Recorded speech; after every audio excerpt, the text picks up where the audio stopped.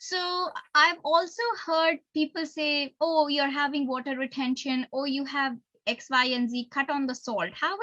How important is the salt, and should we really cut on the salt? Okay, ideally speaking, we don't have to add salt, okay, and to our cooking and preparation and all these things. But having said that, so unless otherwise there is a salt in our food preparation, it doesn't taste good. And on top Mm-hmm. of that, the body is an ingenious system. Okay, when you take water, body doesn't hold on to that. I mean, salt. The body doesn't hold on to that excess salt and start accumulating water. Okay, it's a Mm-hmm. very poor correlation. There are so many other factors that are contributing for salt retention in a person. Okay, but unfortunately, we don't look into the rest of the factors. We identify that, okay, if there is a water retention, because sodium is having this tendency to hold on to the water molecules, people say cut down on salt. Okay, Mm-hmm. so but I see, I mean, like, we are able to help people reverse their hypertension with which they are suffering for 10-15 years, just by making their changes in their lifestyle, the way they eat food. Okay, not just by restricting salt. There are so many other factors. But this point, I mean, I need to explain this point to people. Okay, see, I'm a medical doctor, but I practice nutrition. In our medical education, what we see is we study single molecules. Single molecules means, say for example, if someone is suffering with acidity, what we are doing is we'll give proton pump inhibitors, so omeprazole, pantoprazole. It is a single molecule. So we study this single molecule and its effect on the body, and we study the outcome. Okay, and this kind of single factor affecting the health of an individual is given thing in medical studies. Okay, that's how we do devise the studies. But when it comes to nutrition, it is multifactorial. It is not just one nutrient that we are supposed to study. In nutrition, there are way too many factors that needs to be considered. That's why we believe in personalized approach rather than giving a generic answer. See, if I say that, okay, cut down on salt, it will be a generic answer. Got it? Mm-hmm. But for me, no two hypertensive patients or no two people having water retention are same. They are Mm-hmm. different people. That's why in holistic approach, what we see is we don't see disease per se. I mean, disease we do study, but the person who is having that disease, we look into the causative factors for the manifestation of that sickness or illness in that individual, whether it is water retention or increased pressures or increased sugars. We look into the sponsoring cause, and why, what kind of behavior, lifestyle behavior resulted in that particular cause and finally resulted in this outcome. So once we start looking into the cause of the cause, then the answer will become redundant. Okay, cutting down anything in excess is good for our health. Mm-hmm. It is basic common sense. But we cannot say across the board that, okay, cut down on salt. So I mean, you are from India, so we know this achar, pickles, and Mm-hmm. we have these fermented foods. And in South India, pickles is a good thing. And even in paratha in North India, they use this achar, and it is a Mm-hmm. preservative, and it contains a lot of salt. So does achar or pickle cause hypertension? No. I mean, my grandparents, they have used pickles all their life. They are quite healthy. Okay, so that's what. So you cannot generalize the statement that salt is bad and that is the reason for water retention. We have to look into other causes as well. Sorry, I took a lot of time to explain this. Yeah. No, it's actually really important, and it's very eye-opening. So it's really good to know that you go to the weeds to study and then you suggest. So just a generic answer doesn't hold. So that's actually wonderful to know. So you were talking about nutrition. So if I go in the market, and how do I read, if I want to buy a product, how do I read the nutrition labels? So again, reading nutrition labels, I mean, it will take under 2 to 3 hours for me to explain what is their nutrition label. And there are very good experts in my own team who are very good at reading nutrition labels. I mean, probably I can arrange a session on that. But see, I could be sounding a bit radical over here, but unfortunately, it is a fact that if you were to buy your food reading a food label, then you are not buying a food. You are not buying food at all. Okay. See, anything that is natural and seasonal, okay, and local, you don't have to keep it in a shelf. Okay. Mm-hmm. But unfortunately, in West, the culture is like, because you're always on the run and you don't have time to cook your meal, prepare your meal. But if you look at East, so especially in India, cooking itself is a process.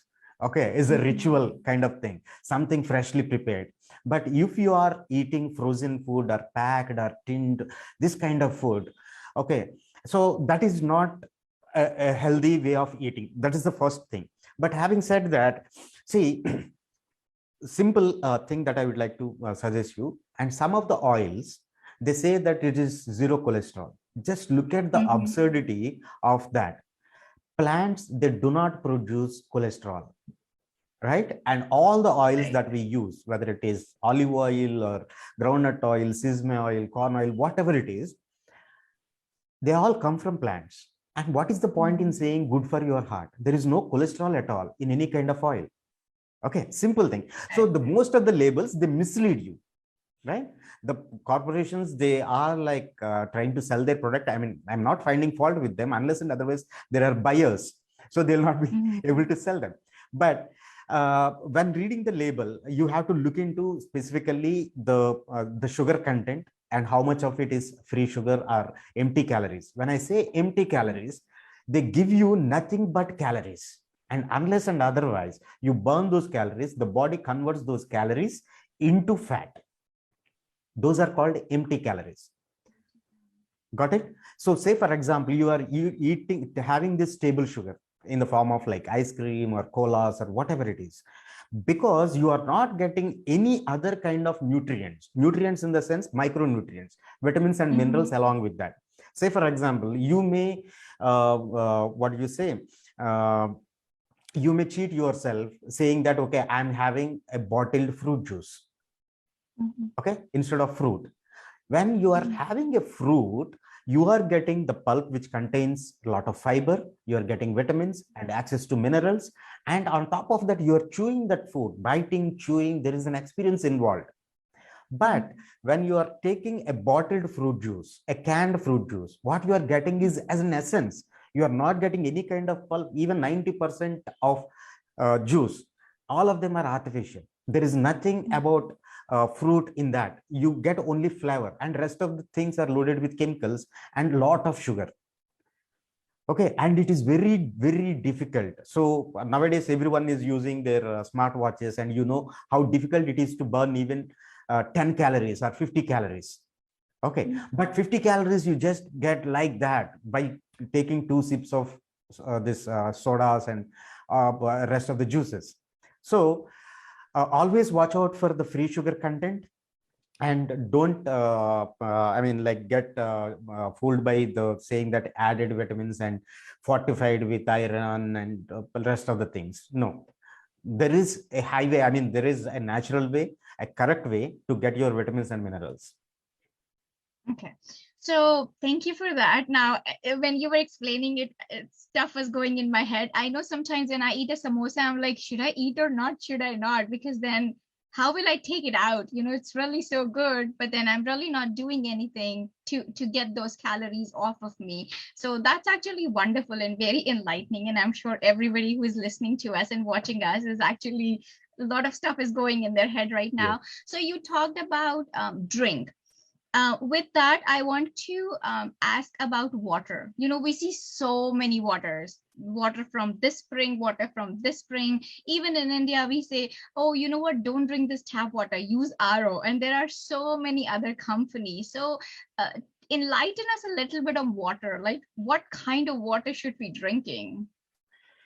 So again, it's a Pandora's box. I mean, like, if you start discussing about like, what kind of water to drink, see, it is not what kind of water to drink, but are we having enough water or not? Okay, Mhm. that is the basic thing.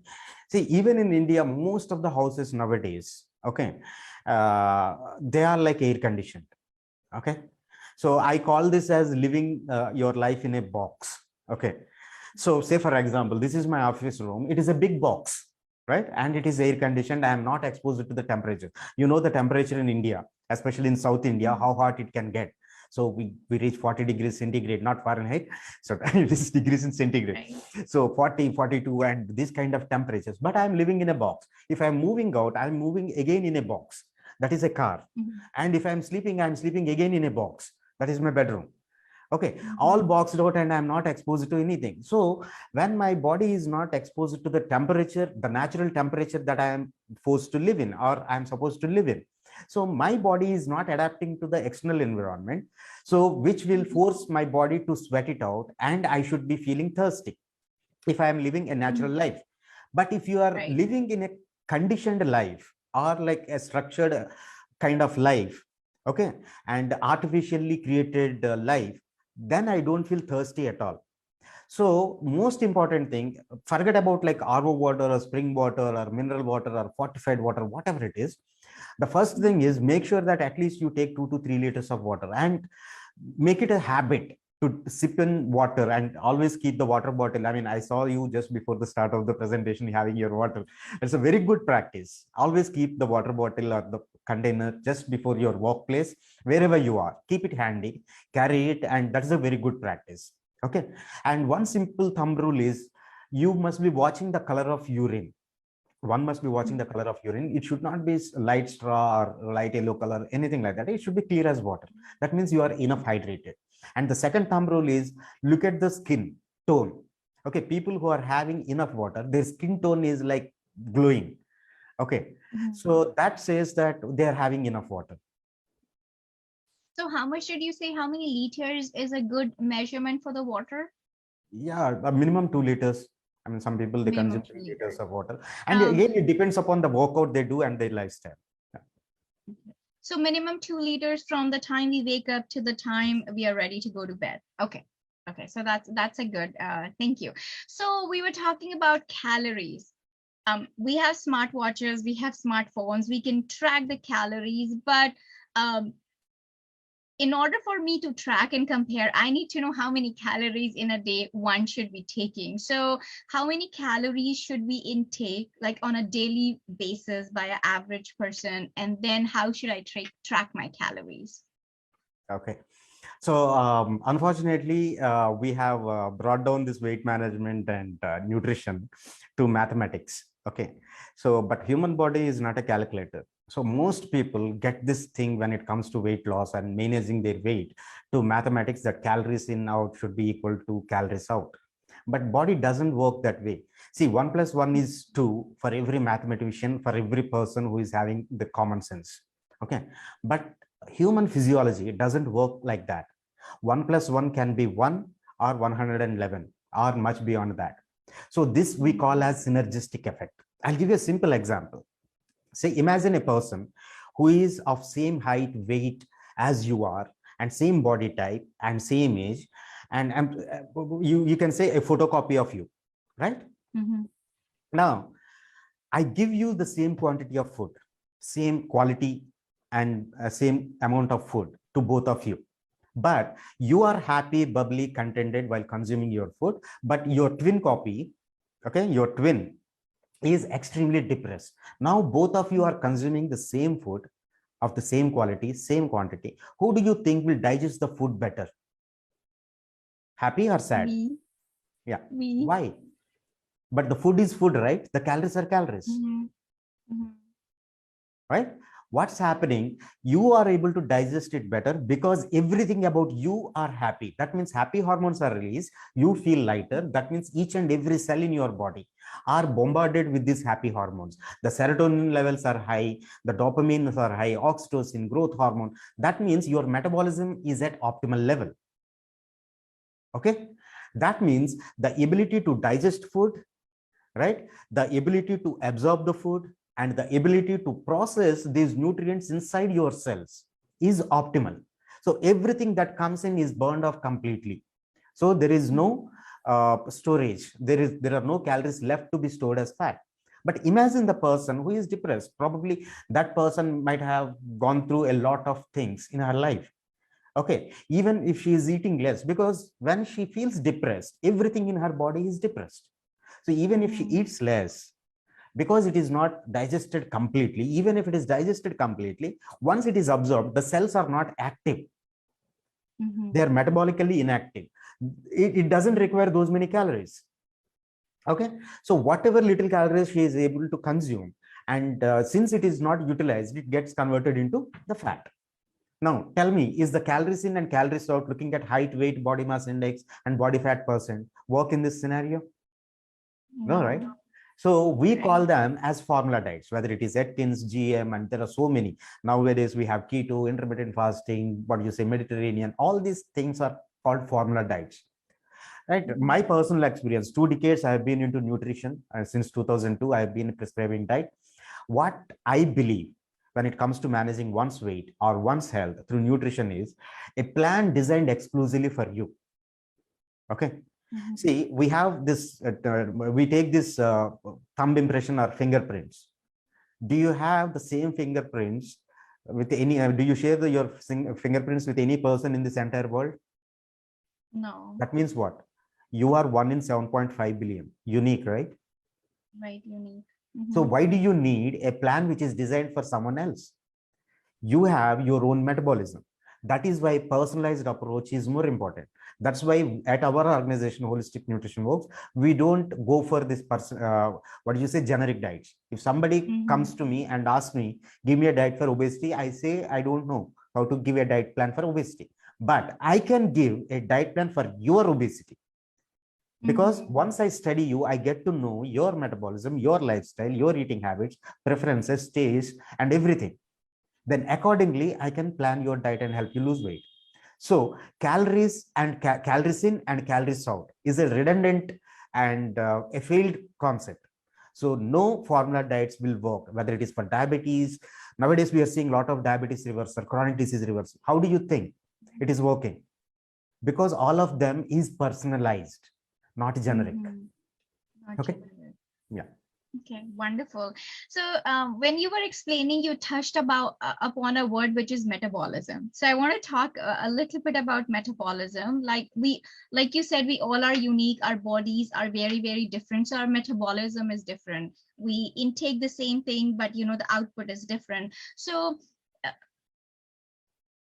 a what about metabolism? I have heard that as we age, as we grow, the metabolism comes down. So is it like slows down? So is it something like true, or how does metabolism play a active role in the diet and the nutrition that we are talking about? Okay. So have you heard of Milind Soman, India's supermodel, Milind Soman? Okay, yeah, he's I also the have, Iron yeah. Man. Yeah, Milind Yeah. Soman is like Arjun Rampal, Milind Soman. These are the male models, supermodels. I Mm-hmm. mean, like some 20, 30 years ago. Okay, and Milind Soman is an Iron Man. And I'm not talking about Milind Soman. I'm talking about the mother of Milind Soman. She must be some 80 plus. Okay, Mm-hmm. and she does plank, and she can do push-ups, and she is a barefoot runner, and she goes for trekking at the age of 85 plus or something. Mm-hmm. And the world's oldest marathoner is also an Indian, a Sardar, I forgot his name. He's from Hong Kong, I think. And he ran at 100 plus years a 10-kilometer run. Okay, completed a 10-kilometer run. Okay. So it is a mental concept. See, according to quantum physics, the age and the time is a mental construct, right? According to Einstein and all the quantum physicists. And in Harvard, they did a study that if you go back in your time and if you live in that time, I mean, there is a wonderful study in the book by Dr. Deepak Chopra, Ageless Body, Timeless Mind. That experiment, people took them back into their younger days and the metabolism changed. Okay. So it is not the age. Yes, if you don't do anything proactively, if you just give in to the effects of time, chronologically as you age, you may experience the symptoms and the signs of aging. But there is always a choice, right? So age is a number. How you feel about your age in your mind is what it matters. Okay. And look at the way Rajnikant, South Indian superstar, or Chiranjeevi at the age of, I mean, at that age, 60 plus, they can still dance, they look younger, they look dashing.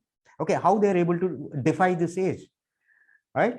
So it is all in your mind. Okay, but most of the people, they think that, okay, physical fitness is not for me. eating healthy is not for me. I'm a common man. The moment you what you say, denounce yourself, and you treat yourself with less respect, and I don't have to take care of, I'm just nothing. Okay, you consider yourself an average man, you are doing injustice to yourself, and body takes that cue, and it goes into something known as aging process. The senility, the acceleration of aging is increased. Okay, that's why we see so many people even at the age of 50, they look much older these days. People are becoming much younger. So scientifically speaking, yes, there is a gradual curve which can happen, but you have the power to slow down the aging with the right kind of lifestyle intervention. It need not be slowing down, and it is not by default. Health is always by design. You can increase your metabolism at any point of the time, provided you make right choices at that time. So everything is in our hand and it's all in Yes. our mind. So we are responsible for our aging process. So people, are you listening? You can slow down your aging process. It's all up to you. Don't give up into those expensive eye creams and all the other stuff. Yes. So tell me something. We talked about intermittent fasting, different kinds of diet that we have. Some people say that you have to eat small meals, like small portion, but eat frequently. Some people say no, eat 2 or 3 meals, big portions, and then you're done. So what is the right? Again, I know you'll say one diet doesn't work for the other.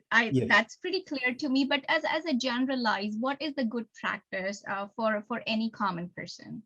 Okay, so I'll not be taking much time, but I'll give you a context. Okay, people consider that banana is fattening. Okay, if you want to lose weight, you have to skip banana. And you mentioned about samosa also, aloo samosa, and people are happy eating aloo samosa, but they are scared to death to eat banana. No, banana, I'm watching my weight. That's what people say. But to tell you this thing, that I prescribe banana for my diabetes patients. I prescribe banana for people who want to lose weight, and I prescribe banana for people who want to gain weight. It is not about the food. Okay, it is about the person and the way you use your food. Okay, so it all depends upon the coach who is designing your meal. If someone is asking you to eat small and frequent meals, it is based on your lifestyle and your current health condition.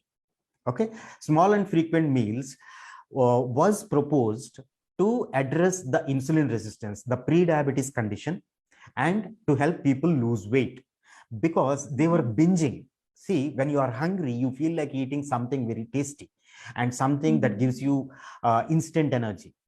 Why do you think that people who are stressed out, they feel good when they eat these ice creams or drink colas or any kind of this, what do you say, junk food? Right? Because when you're stressed out, your brain, whose fuel is only glucose, it craves for glucose. So now reverse engineer it. If you are craving for glucose, that means you are stressed out. Right? So your food choices will speak about your personality. Now, coming back to this small and frequent meals, it is the coach's call on how to take your food. As I said, people like, Sadhguru, you might be having have heard of him. So in his ashram, they serve only 2 meals. Okay, in Isha Foundation, they serve only 2 meals. But the lifestyle over there, if you are a resident over there, the lifestyle over there is conducive for that kind of living. I mean, like the food they serve is conducive for the life they are living, because most of the time they are spending in nature, and they are not exposed to the external world, they are not exposed to the gadgets, they are not having enough stress, and most of the time they're spending their activity either in chanting or in meditation or doing yoga.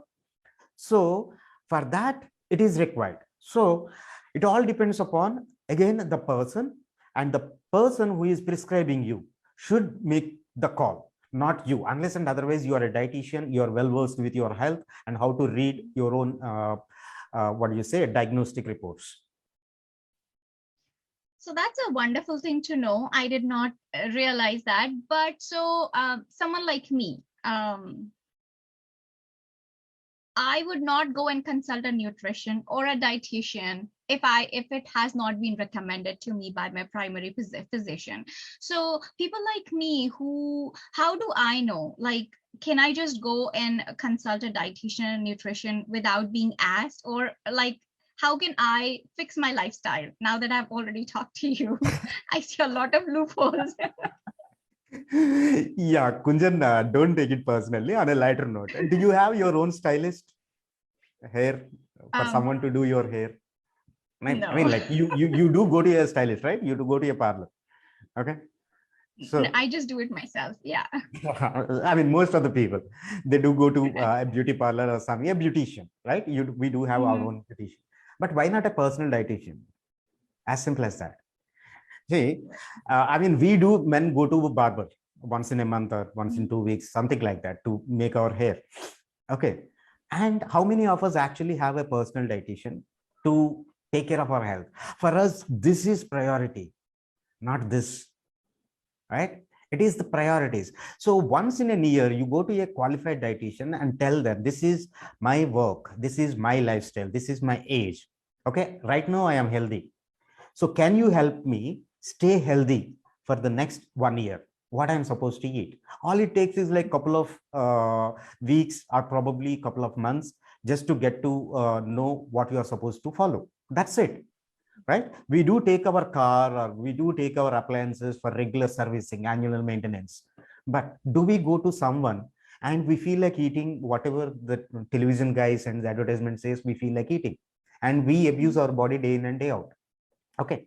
So I always encourage people to go to a professional, a qualified dietitian, at least get one consultation and get your diet sorted out. So it may vary. I mean, you need not go to them only when you have a problem, because Mhm. most of the nutritional deficiencies, and body is like a mother. I mean, she will not speak out no matter how much we abuse. Okay. Mhm. Unless and otherwise it is beyond, it's beyond what it can bear. Then only we see symptoms. But we don't have to wait till that time.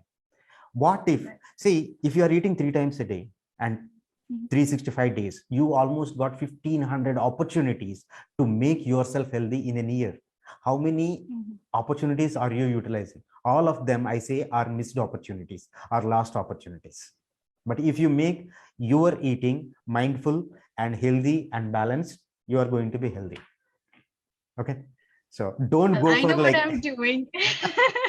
Well, I know what I'm doing. I'm definitely booking myself an appointment. It's a definitely an eye opener. Thank you, Dr. Suresh. With that, I'll be wrapping our session. So, eGlobal Doctor is one complete healthcare platform solution for all your medical related issues and question. And maze ki baat hai that all these services are available to you at your fingertips without breaking your bank balance and without driving in the traffic. You can find and connect to eGlobal Doctors on LinkedIn, Facebook, Instagram, Pinterest, YouTube, Twitter, or the old fashioned way, eglobaldoctors.com.